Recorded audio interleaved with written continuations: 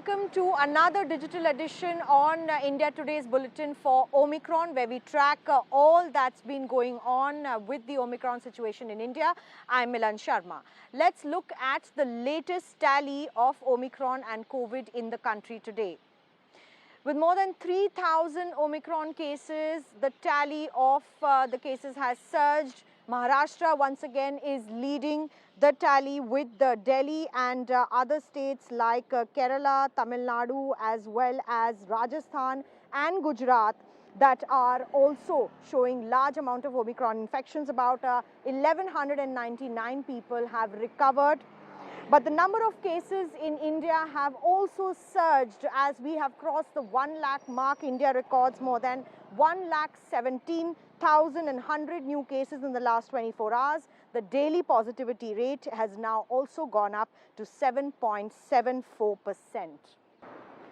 Now, even as Delhi is ready to impose a weekend curfew starting 10 p.m. on Friday to 5 a.m. on a Monday, but cases have been surging not just in Delhi but across the country.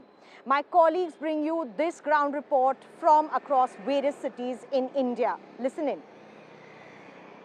The national capital is witnessing constant spike in the COVID-19 cases. According to the January 6th COVID bulletin of the national capital, at least 15,000 fresh cases were recorded in Delhi within 24 hours, and the positivity rate has now breached 15% mark. That means every 100 persons that are being tested in Delhi, 15 are turning out to be COVID positive. Along with this, another matter of concern for the Delhiwalas is that in the past week, different government hospitals of Delhi are witnessing a situation where health workers, including doctors and nurses, have started to turn positive, and that number is at least around 100.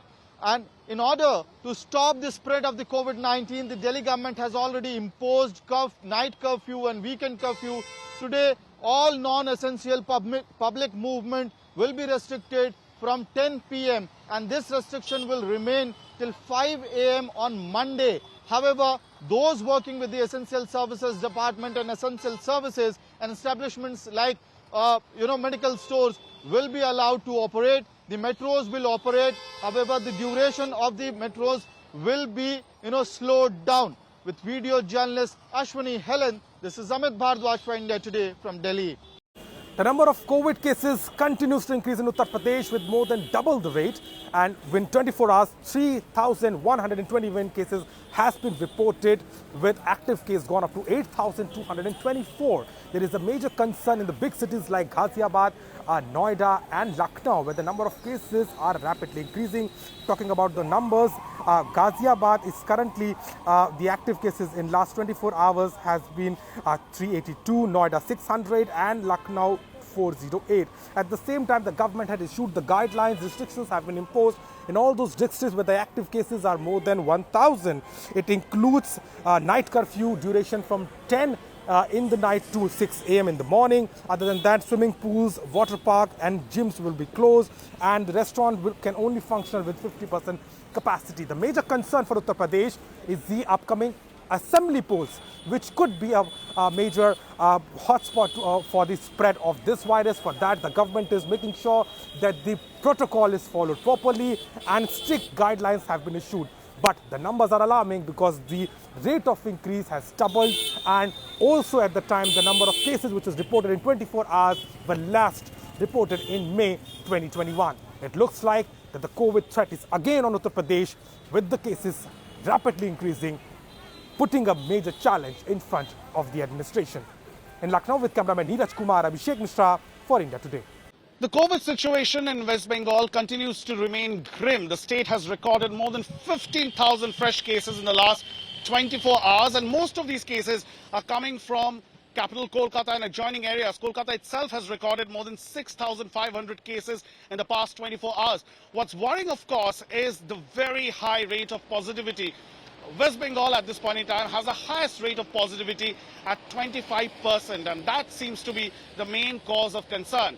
Chief Minister Mamata Banerjee, of course, held an emergency meeting yesterday, and she has appealed to people to be very, very cautious and wear the mask. However, the concern, of course, is that not just the common masses, the common people, but even frontline workers, especially doctors, medical staff at government hospitals are falling prey to COVID, and there is a question mark on how much of this will have an impact on the healthcare system of the state.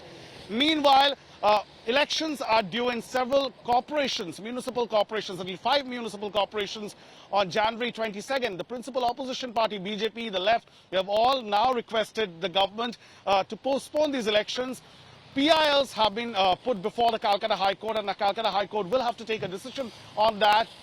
There is also a request and a PIL before the Calcutta High Court to not allow the Ganga Sagar Mela this time, where lakhs of devotees converge every year. The state government, of course, has now postponed the Calcutta Film Festival that was scheduled for this week.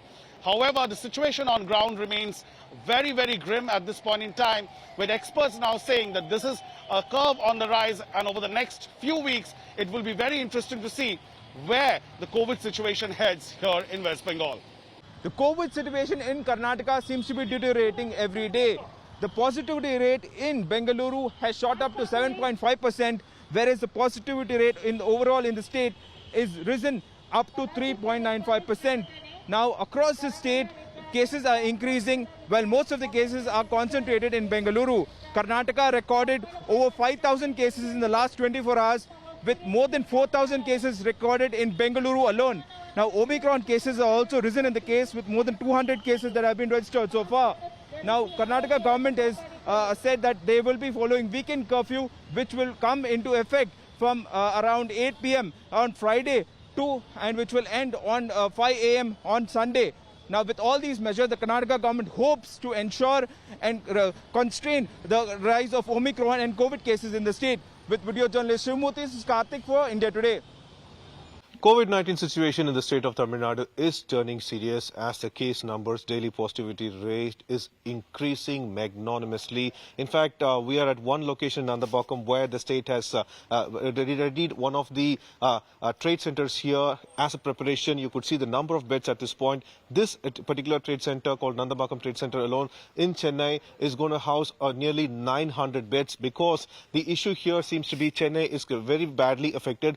And another serious issue the state has to deal currently is the Pongal celebrations, which also the state has decided to postpone. Everywhere only 50% occupancy is allowed, be it gym, be it malls, be it shops. This way the state has brought in new curbs to make sure that the infection could be controlled. However, for now it looks like the infection is spreading rapidly, because if we take day-by-day statistics, a minimum of 1,500 cases are being added every day, while the patients that are being discharged is only 700 plus. However, the health department is pretty sure that if the people follow standard operating procedures, if they mask up, all this could be rectified. With Daniel, Pramod Madhav for India Today.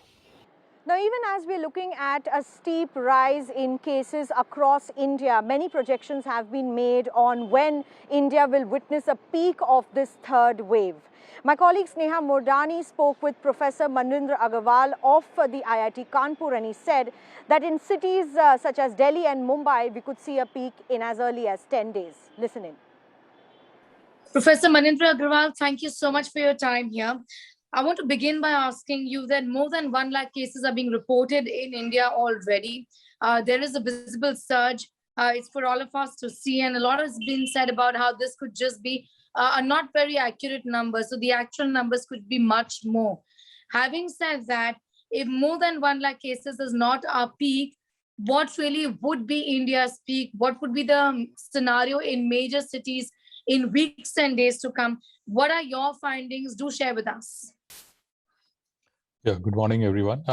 Firstly, the data coming about Omicron cases in India is still in very early days, because even in Mumbai, where it started perhaps the earliest, we only have about 10 days data. So we have a model which looks at the data and then estimates the parameter values and then computes a prediction based on that.